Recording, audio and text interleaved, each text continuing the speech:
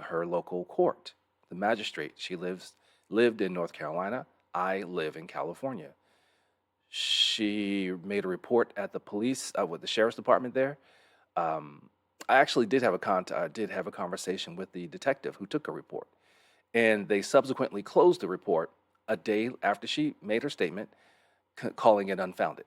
There was just no proof. They had access to everything. She had given them access to all of her social media, I believe. I'm not sure, but I know for sure she had given them access to her Facebook, I believe her text messages, and whatever other stuff she supplied.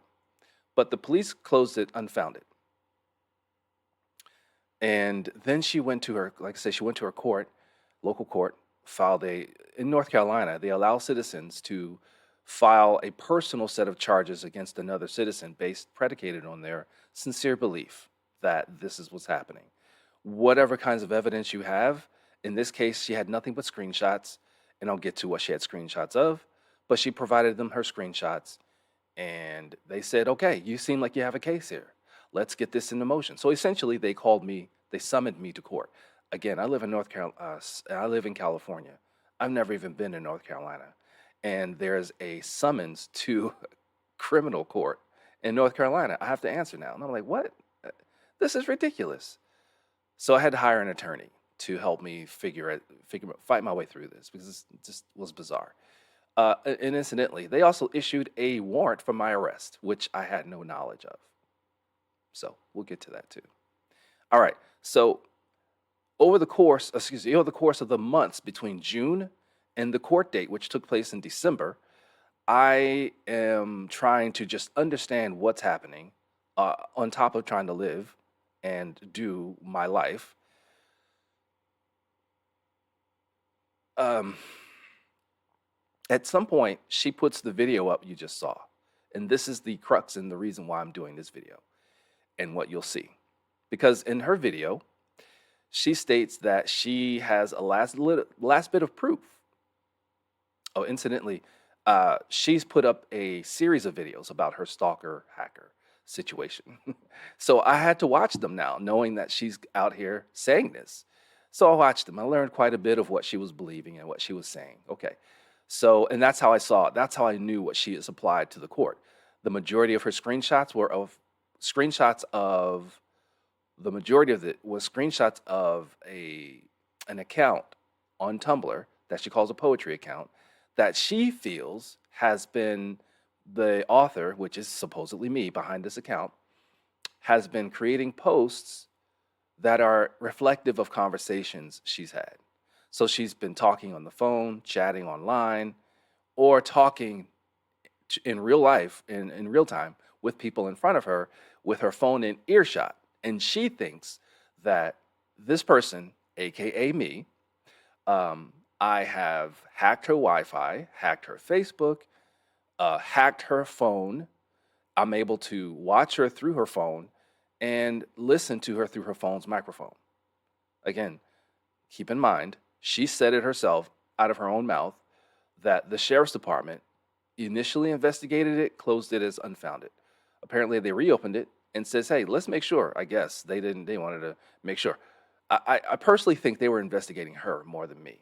Nevertheless, the conclusion again was there's nothing here. There's no there, and this is all in your head. No matter what you say or do, this guy that you're claiming is him is not him. But she wasn't willing to accept that, so she decided to go full force into the court system. Okay. So in her video, she says that she's got final proof, a final bit of proof that she's been conversing with me. She's used my name and I've responded accordingly. When I first saw the video, it came out in September sometime, or maybe late September. My mind was blown. I'm like, who is she talking to?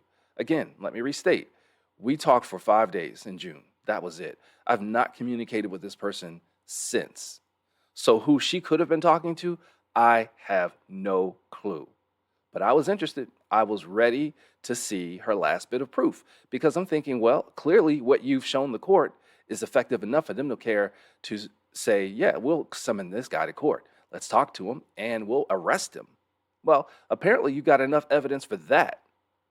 So why not make this final video? So I waited and waited and waited and waited. I was like, where is this video? Why don't we have this video? Didn't make sense.